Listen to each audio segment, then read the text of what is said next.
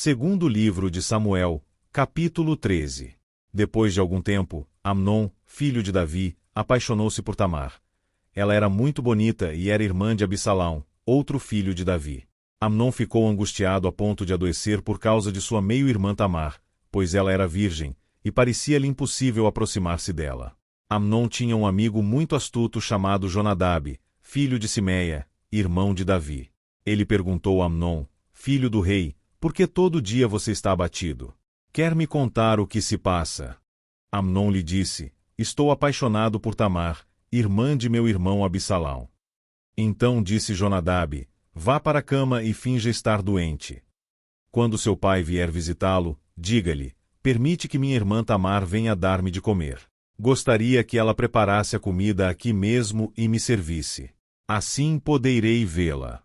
Amnon atendeu e deitou-se na cama, fingindo-se doente. Quando o rei foi visitá-lo, Amnon lhe disse, eu gostaria que minha irmã Tamar viesse e preparasse 2 bolos aqui mesmo e me servisse. Davi mandou dizer a Tamar no palácio, vá à casa de seu irmão Amnon e prepare algo para ele comer. Assim, Tamar foi à casa de seu irmão, que estava deitado. Ela amassou a farinha, preparou os bolos na presença dele e os assou. Depois pegou a assadeira e lhe serviu os bolos, mas ele não quis comer. Então Amnon deu ordem para que todos saíssem. Depois que todos saíram, Amnon disse a Tamar, traga os bolos e sirva-me aqui no meu quarto. Tamar levou os bolos que havia preparado ao quarto de seu irmão. Mas quando ela se aproximou para servi-lo, ele a agarrou e disse, deite-se comigo, minha irmã. Mas ela lhe disse, não, meu irmão, não me faça essa violência. Não se faz uma coisa dessas em Israel. Não cometa essa loucura. O que seria de mim?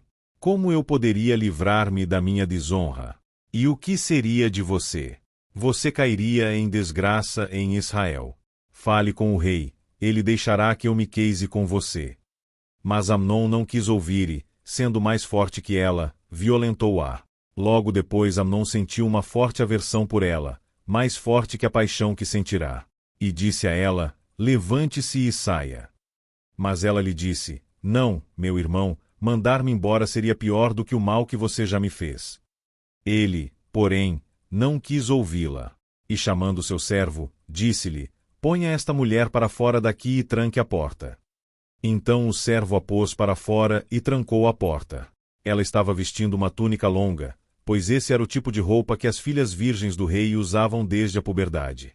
Tamar pôs cinza na cabeça, rasgou a túnica longa que estava usando e se pôs a caminho, com as mãos sobre a cabeça e chorando em alta voz.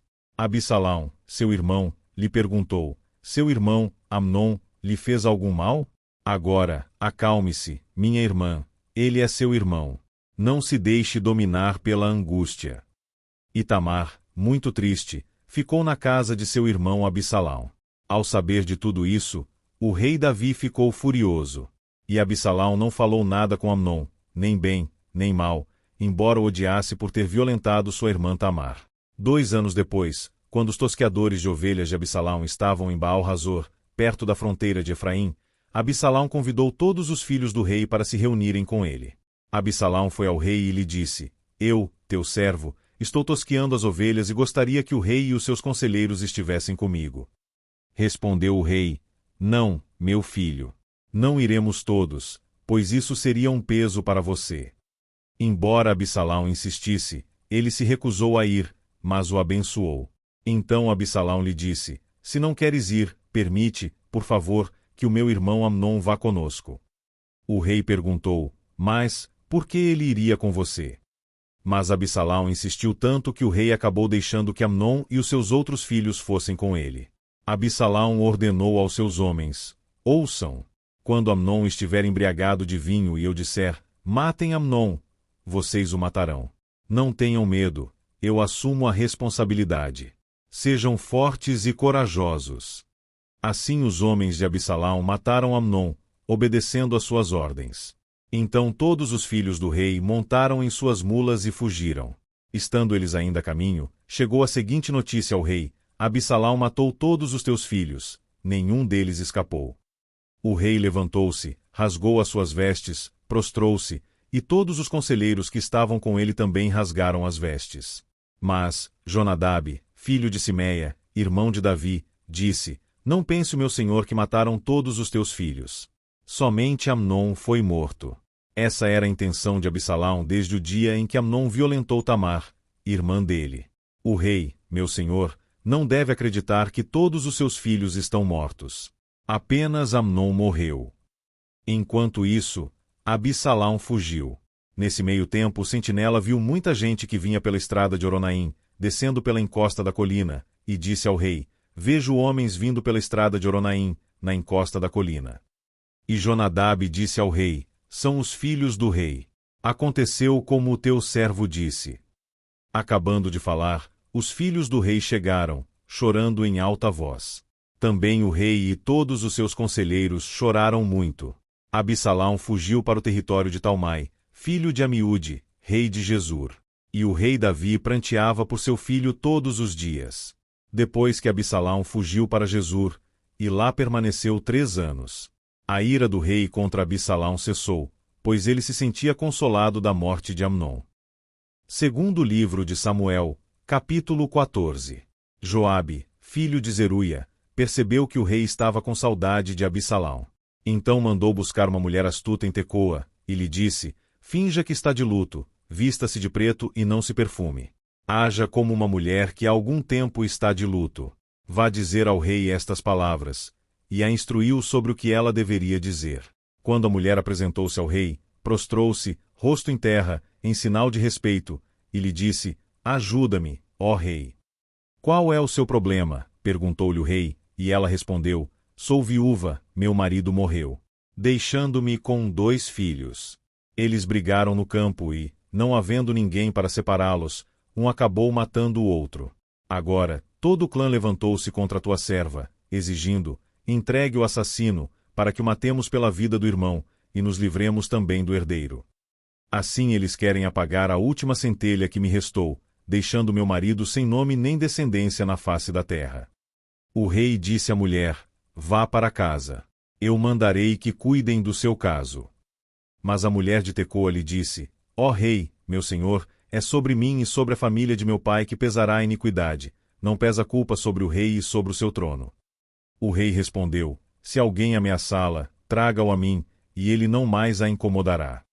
Ela acrescentou: Peço então ao rei que, em nome do Senhor, o seu Deus, não permita que o vingador da vítima cause maior destruição, matando meu outro filho. E disse ele: Eu juro pelo nome do Senhor, que nem um só fio de cabelo da cabeça de seu filho cairá. Disse-lhe ainda a mulher: Permite que a tua serva fale mais uma coisa ao rei meu senhor. Fale, respondeu ele. Disse então a mulher: Por que terá o rei agido contra o povo de Deus? O rei está se condenando com o que acaba de dizer, pois não permitiu a volta do que foi banido. Que teremos que morrer um dia, é tão certo como não se pode recolher a água que se espalhou pela terra. Mas Deus não tira a vida, pelo contrário, cria meios para que o banido não permaneça afastado dele. E eu vim falar sobre isso ao rei, meu senhor, porque o povo me ameaçou. Tua serva pensou que se falasse com o rei, talvez ele atendesse o seu pedido, e concordasse em livrar a sua serva das mãos do homem que está tentando eliminar tanto a mim como a meu filho da herança que Deus nos deu. E agora tua serva diz: Traga-me descanso a decisão do rei, o meu senhor, pois o rei, meu senhor, é como um anjo de Deus, capaz de discernir entre o bem e o mal. Que o Senhor teu Deus esteja contigo. Então o rei disse à mulher: Não me esconda nada do que vou lhe perguntar. Fale o rei, meu senhor, disse a mulher. O rei perguntou: Não é Joabe que está por trás de tudo isso? A mulher respondeu: Juro por tua vida, ó rei, ninguém é capaz de desviar-se para a direita ou para a esquerda do que tu dizes. Sim, foi o teu servo Joabe quem me mandou aqui para dizer tudo isso. O teu servo Joabe agiu assim para mudar essa situação. Mas o meu senhor é sábio como um anjo de Deus, e nada lhe escapa de tudo o que acontece em seu país. Depois o rei disse a Joabe: Muito bem, atenderei esse pedido. Vá e traga de volta o jovem Absalão. Joabe prostrou-se, rosto em terra, abençoou o rei e disse: Hoje o teu servo ficou sabendo que o vês com bons olhos, pois o rei atendeu o pedido de seu servo. Então Joabe foi a Jesur e trouxe Absalão de volta para Jerusalém. Mas o rei disse: ele irá para a casa dele, não virá à minha presença. Assim, Absalão foi para sua casa e não compareceu mais à presença do rei. Em todo Israel não havia homem tão elogiado por sua beleza como Absalão. Da cabeça aos pés não havia nele nenhum defeito. Sempre que o cabelo lhe ficava pesado demais, ele o cortava e o pesava. Eram 2,4 kg, segundo o padrão do rei. Ele teve 3 filhos e uma filha, chamada Tamar, que se tornou uma linda mulher. Absalão morou 2 anos em Jerusalém sem ser recebido pelo rei. Então mandou chamar Joabe para enviá-lo ao rei, mas Joabe não quis ir. Mandou chamá-lo pela segunda vez, mas ele, novamente, não quis ir. Então Absalão disse a seus servos: vejam, a propriedade de Joabe é vizinha da minha, e ele tem uma plantação de cevada. Tratem de incendiá-la. E os servos de Absalão puseram fogo na plantação. Então Joabe foi à casa de Absalão e lhe perguntou: por que os seus servos puseram fogo na minha propriedade? Absalão respondeu: mandei chamá-lo para enviá-lo ao rei com a seguinte mensagem: porque voltei de Jesur, melhor seria que eu lá permanecesse. Quero ser recebido pelo rei, e, se eu for culpado de alguma coisa, que ele mande me matar. Então Joabe foi contar tudo ao rei. Este mandou chamar Absalão, que entrou e prostrou-se, rosto em terra, perante o rei. E o rei saudou-o com um beijo. Segundo livro de Samuel, capítulo 15. Algum tempo depois, Absalão adquiriu uma carruagem, cavalos e uma escolta de 50 homens. Ele se levantava cedo e ficava junto ao caminho que levava à porta da cidade. Sempre que alguém trazia uma causa para ser decidida pelo rei, Absalão chamava e perguntava de que cidade vinha. A pessoa respondia que era de uma das tribos de Israel. E Absalão dizia: a sua causa é válida e legítima, mas não há nenhum representante do rei para ouvi-lo. E Absalão acrescentava: quem me dera ser designado juiz desta terra? Todos os que tivessem uma causa ou uma questão legal viriam a mim, e eu lhe faria justiça. E sempre que alguém se aproximava dele para prostrar-se em sinal de respeito, Absalão estendia a mão, abraçava-o e beijava-o. Absalão agia assim com todos os israelitas que vinham pedir que o rei lhes fizesse justiça. Assim ele foi conquistando a lealdade dos homens de Israel. Ao final de 4 anos, Absalão disse ao rei: deixa-me ir a Hebrom para cumprir um voto que fiz ao Senhor. Quando teu servo estava em Jesur, na Síria, fez este voto: se o Senhor me permitir voltar a Jerusalém, prestarei culto a ele em Hebrom. Vá em paz, disse o rei. E ele foi para Hebrom. Absalão enviou secretamente mensageiros a todas as tribos de Israel, dizendo: assim que vocês ouvirem o som das trombetas, digam: Absalão é rei em Hebrom. Absalão levou 200 homens de Jerusalém. Eles tinham sido convidados e nada sabiam nem suspeitavam do que estava acontecendo. Depois de oferecer sacrifícios, Absalão mandou chamar da cidade de Gilo Aitofel, que era de Gilo, conselheiro de Davi. A conspiração ganhou força, e cresceu o número dos que seguiam Absalão. Então o mensageiro chegou e disse a Davi: os israelitas estão com Absalão. Então Davi disse aos conselheiros que estavam com ele em Jerusalém: vamos fugir, caso contrário não escaparemos de Absalão. Se não partirmos imediatamente, ele nos alcançará, causará a nossa ruína e matará o povo à espada.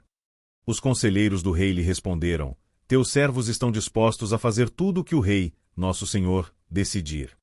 O rei partiu, seguido por todos os de sua família. Deixou, porém, 10 concubinas para tomarem conta do palácio. Assim, o rei partiu com todo o povo. Pararam na última casa da cidade. E todos os seus soldados marcharam, passando por ele, todos os queretitas e peletitas, e os 600 giteus que o acompanhavam desde Gate. O rei disse então a Itai, de Gate: por que você está indo conosco? Volte e fique com o novo rei, pois você é estrangeiro, um exilado de sua terra. Faz pouco tempo que você chegou. Como eu poderia fazê-lo acompanhar-me? Volte e leve consigo os seus irmãos. Que o Senhor o trate com bondade e fidelidade. Itai, contudo, respondeu ao rei: juro pelo nome do Senhor e por tua vida que onde quer que o rei, meu senhor, esteja, ali estará o seu servo, para viver ou para morrer. Então Davi disse a Itai: está bem, pode ir adiante. E Itaí, o giteu, marchou, com todos os seus soldados e com as famílias que estavam com ele.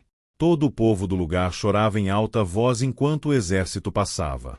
O rei atravessou o vale do Cedron e todo o povo foi com ele em direção ao deserto. Adoc também estava lá, e com ele todos os levitas que carregavam a arca da aliança de Deus. Abiatar também estava lá. Puseram no chão a arca de Deus até que todo o povo saísse da cidade. Então o rei disse a Zadok: leve a arca de Deus de volta para a cidade. Se o Senhor mostrar benevolência a mim, ele me trará de volta e me deixará ver a arca e o lugar onde ela deve permanecer. Mas, se ele disser que já não sou do seu agrado, aqui estou. Faça ele comigo o que for de sua vontade. Disse ainda o rei ao sacerdote Zadok: fique alerta.